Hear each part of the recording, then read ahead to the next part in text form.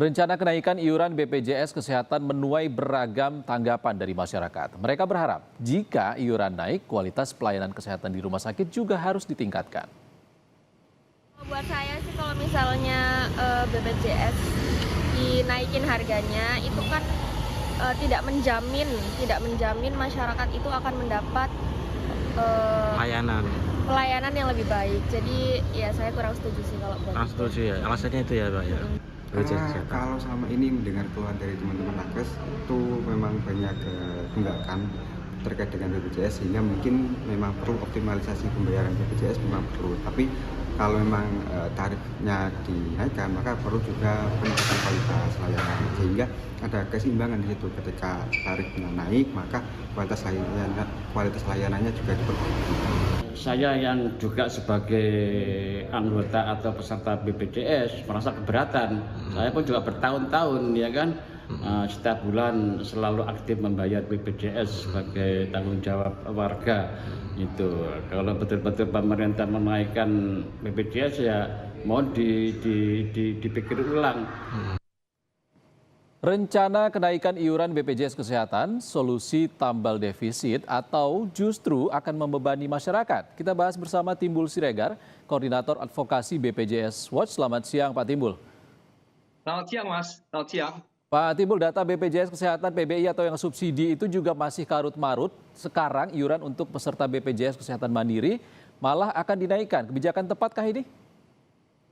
Ya, jadi memang kenaikan iuran itu menjadi sebuah keniscayaan di Undang-Undang SJSN disebut iuran itu ditinjau berkala. Di Perpres 82 2018 disebutkan paling lama 2 tahun.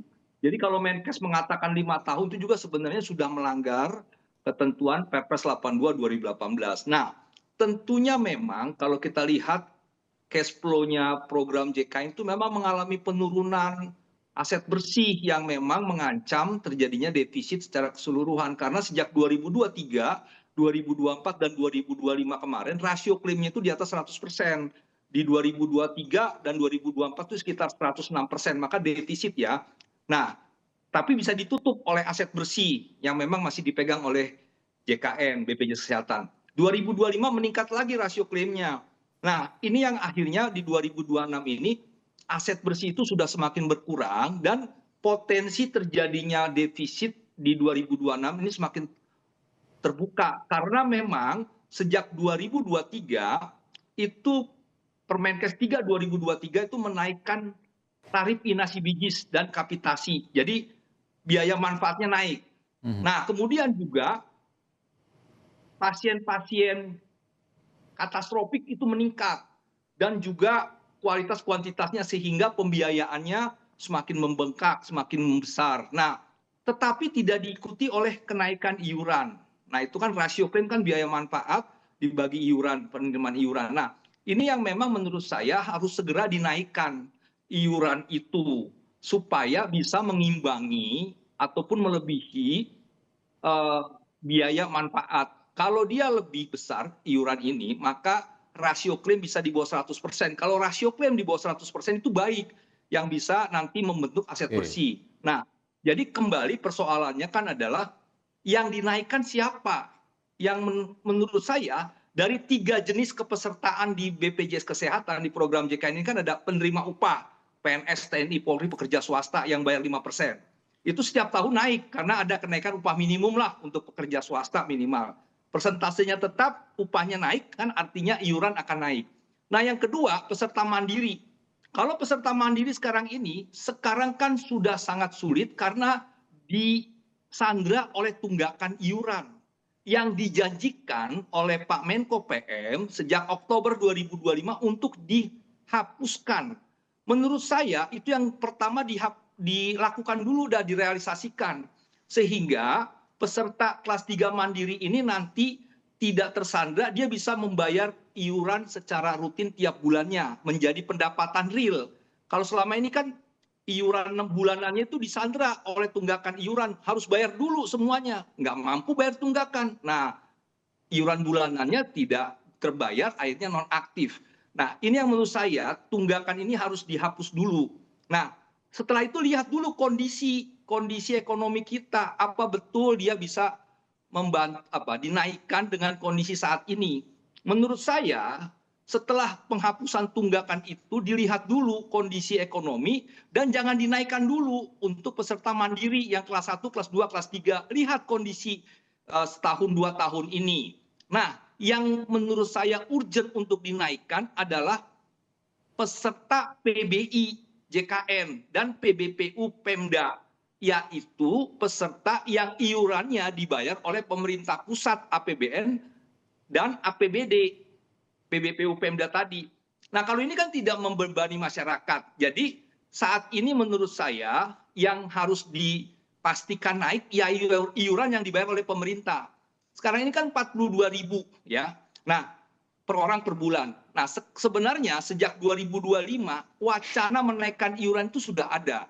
Karena memang sudah 5 tahun ini tidak naik. Terakhir naik itu di Perpres 64 tahun 2020, yaitu kenaikan peserta mandiri yang 80.000 per orang per bulan kelas 1 jadi 150. Kelas 2 51.000 menjadi 100.000. Kelas 3 23.000 menjadi 35 karena disubsidi 7.000 dari 42.000. Nah, tentunya kondisi waktu itu COVID, sehingga peserta mandiri ini kan nggak mampu bekerja, nggak punya uang, ya nggak bisa membayar iuran. Akhirnya tadi terjadi penumpukan tunggakan iuran. Nah, ini yang sebab menurut saya sih harus dihapuskan dulu seperti tadi ya. Nah, jadi yang penting adalah bagaimana kenaikan iuran PBI JKN ini kan sudah dialokasikan 20 triliun di APBN 2026.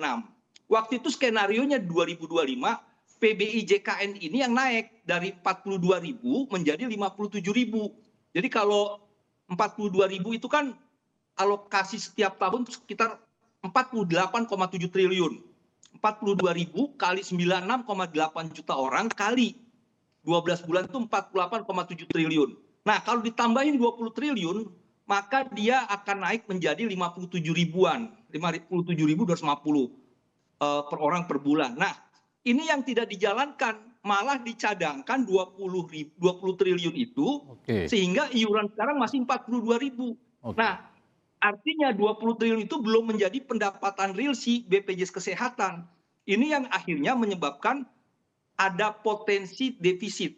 Nah, membetul kalau memang defisit 20 triliun itu akan turun. Tetapi kan kalau menunggu defisit dulu ya susah, karena kalau defisit itu pembayaran ke rumah sakit akan terkendala. Kalau defisit terus BPJS Kesehatan yang perlu diperbaiki tata kelolanya apa, Pak?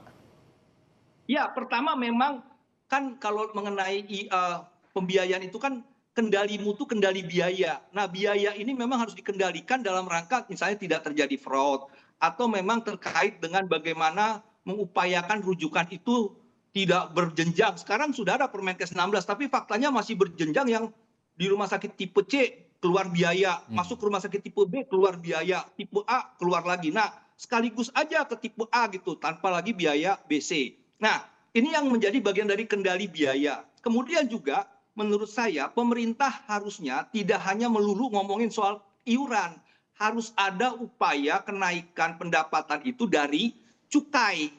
Misalnya cukai rokok yang disebut dengan pajak rokok itu harus direalisasikan. Kemudian garam gula lemak, produk-produk yang memberikan potensi penyakit akibat garam gula lemak itu ditarik cukai. Cukainya dimasukkan sebagai pendapatannya BPJS Kesehatan. Seperti jadi kita nggak bicara minuman pemanis ya, Pak ya? Terus. Ya. Nah, itu yang menurut saya bisa sistemik, tidak lagi nanti diskusinya kenaikan iuran yang masyarakatnya juga belum tentu mampu untuk membayar gitu. Jadi kalau menurut saya disegerakan saja kenaikan iuran, tapi untuk PBI-nya JKN dan PBPU daerah yang dibayar oleh pemerintah pusat atau daerah. Yang tidak ditanggung oleh masyarakat tadi ya, Pak? Kalau yang masyarakat mandiri jangan dulu. Kami sudah tangkap poinnya, Pak Timbul Siregar. Terima kasih atas pandangannya, Pak Timbul Siregar, Koordinator Advokasi BPJS Watch, sudah berbagi pandangan bersama kami di Sapa Indonesia Siang. Terima kasih, Pak.